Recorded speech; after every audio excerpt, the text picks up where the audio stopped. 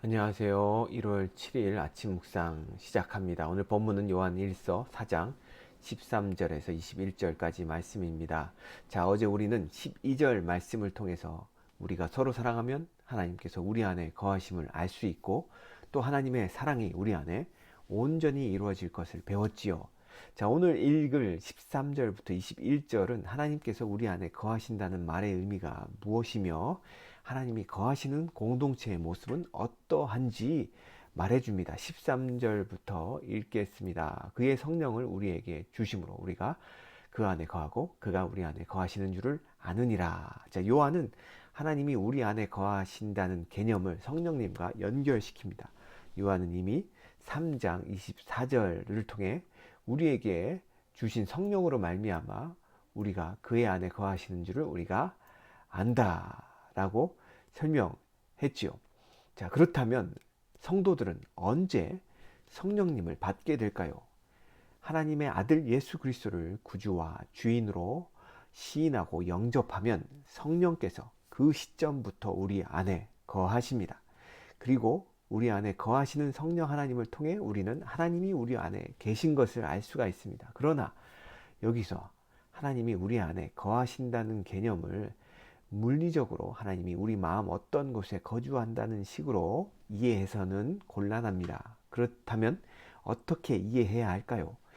요한은 하나님이 우리 안에 거하신다는 의미에 대해서 14절과 15절에 계속해서 설명을 합니다. 14절 말씀입니다. 아버지가 아들을 세상의 구주로 보내신 것을 우리가 보았고 또 증언하노니 누구든지 예수를 하나님의 아들이라 시인하면 하나님이 그의 안에 거하시고 그도 하나님 안에 거하느니라. 자, 요한은 하나님의 아들이신 예수 그리스도께서 이 땅에 오셔서 사역하시는 것을 직접 두 눈으로 보았죠. 그래서 그는 14절 말씀을 통해서 아버지가 아들을 세상의 구주로 보내신 것을 보았고 또 증언한다라고 말합니다. 그리고 누구든지 예수님을 하나님의 아들이라 시인하면 하나님과 성도 사이에 상호 내주라는 특권이 주어진다고 말을 하죠. 여기서 여러분 시인이라는 단어는 선포, 선언한다라는 뜻이죠. 다시 말해서 예수님께서 인간으로 이 땅에 오셔서 십자가에 죽으시고 부활 승천하신 하나님의 독생자를 믿는다는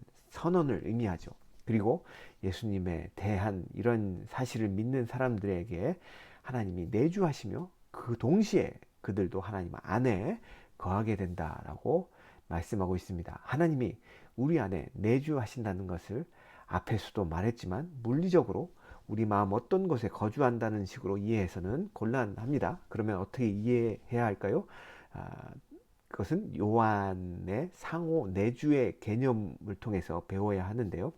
이 말은 상호 내주의 개념은 하나님과 성도는 하나님의 안에 거하고 하나님은 성도 안에 거하시는 이 상호 내주의 의미는 서로 밀접한 관계를 의미하는 것이죠. 더불어 삼위일체 하나님의 내주의 개념도 이 시간 짚고 넘어갈 필요가 있는데요. 예수님께서 요한복음 14장 17절에서 성령님에 대해 말씀하시면서 성령이 너희와 함께 거하신다라고 표현했고요.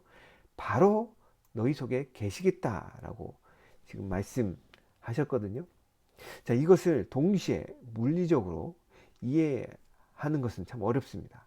예수님은 성령의 내주 개념을 이렇게 표현하실 뿐만 아니라 또 20절에 보면 내가 아버지 안에 아버지가 내 안에 내가 너희 안에 있는 것을 너희가 알리라 라고 말씀하셨고요. 또 14장 23절에 보면 우리 곧 성부와 성자가 그에게 가서 거처를 그와 함께 하리라 라고 표현하셨습니다. 자, 성령의 내주를 성자의 내주와 성부 및 성자의 거주로 이 표현하시면서 상호 내주 개념으로 표현하신 것입니다. 이것은 물리적으로는 도무지 이해할 수 없는 개념입니다. 따라서 이것은 성령을 통해 하나님과 우리가 밀접한 연합 관계를 맺고 있다는 것을 표현한 것입니다. 이런 상호 내주의 연합 관계를 제대로 묘사한 곳이 바로 요한복음 15장의 포도나무 비유이죠.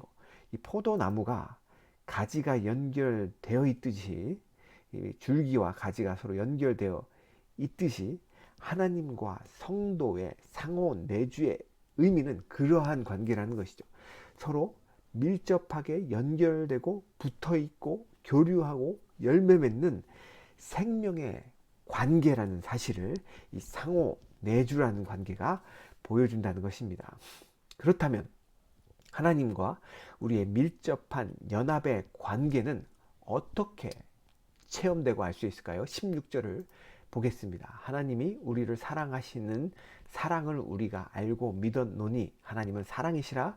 사랑 안에 거하는 자는 하나님 안에 거하고 하나님도 그의 안에 거하시느니라. 자, 사랑이신 하나님이 우리 안에 거하고 우리도 서로 사랑함으로 하나님 안에 거하는 것을 표현할 때 하나님과 우리의 연합은 드러납니다. 이것은 우리가 서로 사랑하지 않으면 하나님이 우리 속에 내주하시지 않는다는 뜻이 아닙니다. 우리가 서로 사랑하는 것이 하나님의 내주 조건이 아닙니다. 이것은 우리가 선행을 통해 구원받는 것이 아닌 것과 마찬가지죠. 서로 사랑함은 하나님의 사랑을 받은 자에게서 드러나는 구원의 열매이며 증거라는 사실입니다. 우리가 서로 사랑함으로써 하나님이 우리와 연합하고 계심을 우리는 알고 믿고 체험하게 됩니다. 그리고 그러한 사랑의 연합으로서 사랑이 우리에게 온전히 이루어집니다. 17절입니다. 이로써 사랑이 우리에게 온전히 이루어진 것은 우리로 심판날에 담대함을 가지게 하려 함이니 주께서 그러하심과 같이 우리도 이 세상에서 그러하니라. 자, 우리가 서로 사랑하면 보이시지 않는 하나님을 우리 안에서 실존적으로 체험할 뿐만 아니라 심판날에 담대함을 가지게 됩니다. 또한 우리가 체험하는 하나님의 온전한 사랑은 우리 속에서 두려움을 내어 쫓지요. 18절 말씀을 보겠습니다. 사랑 안에 두려움이 없고 온전한 사랑이 두려움을 내어 쫓나니 두려움에는 형벌이 있습니다. 두려워하는 자는 사랑 안에서 온전히 이루지 못하였느니라. 자, 우리가 강력계 형사들을, 범죄자들은 무서워하고 두려워하죠. 하지만 그의 아내나 자녀들은 형사 아빠나 남편을 두려워하지 않습니다. 왜냐하면 사랑하는 남편이자 아빠이기 때문입니다. 두려움에는 형벌이 있다라는 말은 두려워하면 형벌을 받는다는 뜻이 아니라 형벌 받을 것이 있기 때문에 두려운 것입니다. 구원받지 못한 자들은 형벌 받을 것이 있기에 두려워하며 당연히 하나님의 온전한 사랑을 경험하거나 이루지 못한 자들입니다.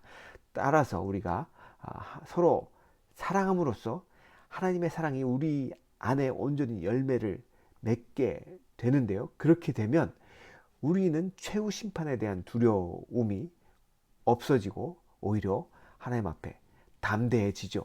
요한은 계속해서 두려움을 내어쫓는 온전한 하나님의 사랑에 대해서 좀 더 부연 설명을 하고 있습니다. 19절 말씀을 보겠습니다. 우리가 사랑함은 그가 먼저 우리를 사랑하셨음이라. 자, 하나님의 사랑은 먼저 사랑입니다. 그분을 우리가 먼저 사랑하는 것이 아닙니다. 세상의 다른 종교들은 신의 은총을 받기 위해 신을 먼저 찾아가고 그들을 달래서 어떻게든 복을 받으려고 합니다. 그러나 하나님의 사랑은 반대입니다. 그분이 먼저 우리에게 찾아오셨고 먼저 우리를 사랑하셨습니다.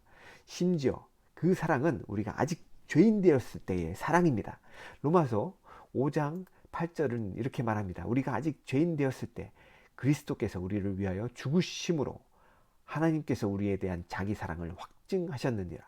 아직 죄인인 우리를 주님께서 먼저 사랑하셔서 위하여 죽으심으로 하나님의 사랑을 보여주셨죠. 따라서 아직 죄인일 때 우리를 먼저 사랑하신 하나님 아버지의 사랑과 용서를 경험한 우리는 당연히 형제를 용서하고 사랑할 수밖에 없습니다. 20절을 보겠습니다. 누구든지 하나님을 사랑하노라 하고 그 형제를 미워하면 이는 거짓말하는 자니 보는 바 그 형제를 사랑하지 아니하는 자는 보지 못하는 바 하나님을 사랑할 수 없느니라. 자, 하나님을 사랑한다고 고백하며 형제를 미워하면 하나님을 사랑하는 자가 아닙니다. 옆에 보이는 형제를 사랑 못하면 눈에 보지 못하는 하나님을 사랑할 수 없습니다. 따라서 구원받은 성도들의 공동체는 서로 사랑하는 공동체입니다. 그것은 형제들이 완벽하고 우리 마음에 든다고 해서 그렇게 사랑하는 공동체가 되는 것이 아닙니다. 하나님께서는 우리가 아직 죄인 되었을 때 먼저 우리를 사랑하신 것처럼 우리도 형제의 모습이 부족하고 불완전한 모습일지라도 그를 온전하게 하실 사랑의 하나님을 바라보며 불쌍히 여기고 용납하고 사랑하게 되는 것입니다. 21절입니다. 우리가 이 계명을 주께 받았나니 하나님을 사랑하는 자는 또한 그 형제를 사랑할지니라. 아멘. 자, 하나님의 놀라운 사랑을 받은 성도 여러분, 우리가 하나님 사랑합시다. 그리고 형제를 사랑합시다. 자, 역으로 말해도 되는데요. 사랑하는 성도 여러분, 우리가 형제를 사랑합시다. 그러므로 하나님을 사랑합시다. 아멘. 자, 기도하시겠습니다. 사랑의 하나님 아버지, 아직 죄인 되었을 때 우리를 용납하시고 사랑하신 것처럼 우리도 형제를 불쌍히 여기고 사랑하게 하소서. 우리의 연약한 모습이 아니라 사랑으로 변화시킬 능력의 하나님을 바라보며 그렇게 하게 하소서. 우리가 사랑함으로써 주님이 우리 안에, 우리가 주님 안에 거하며 그렇게 우리가 연합되었음을 경험하게 하여 주시옵고, 혹시 우리 안에 두려움과 근심에 짓눌려서 신음하는 자들이 있다면 하나님의 사랑을 깊이 신뢰하게 도와주시옵소서. 그래서 우리의 어떠함과 상관없이 먼저 찾아오셔서 베풀어 주신 그 온전한 사랑을 우리도 굳게 붙들고 이 세상을 믿음으로 담대하게 살게 하옵소서. 우리의 삶의 모든 동기가 두려움이 아닌 주님을 향한 사랑이 되게 하여 주시옵소서. 귀하신 예수님의 이름으로 기도하였습니다. 아멘.